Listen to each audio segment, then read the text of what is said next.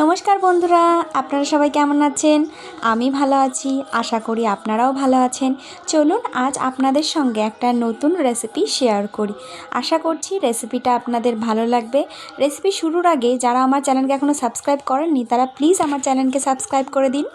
দেখুন গাছে দেখছি সুন্দর কচি কচি বেগুন হয়েছে, তারই কটা বেগুন তুলে নিয়ে আসবো। আর দেখছি পাশের লঙ্কা গাছেও লঙ্কাগুলো পেকে পেকে লাল হয়ে গেছে, কটা পাকা লঙ্কা তুলে নেব।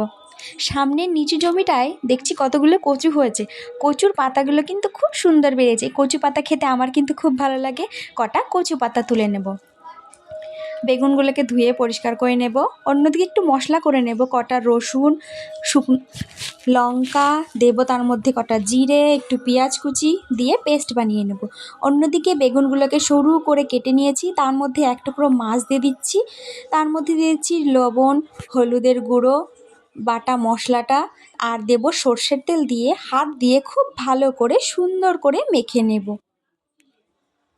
ভালো করে চটকে চটকে মেখে নিচ্ছি।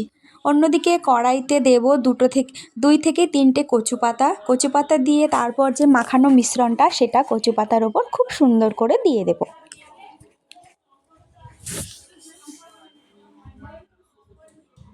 তারপরে আরও 2 থেকে 3টে কচু পাতা দিয়ে ঢেকে দেব। তারপরে ঢাকনা দিয়ে ঢেকে দেব।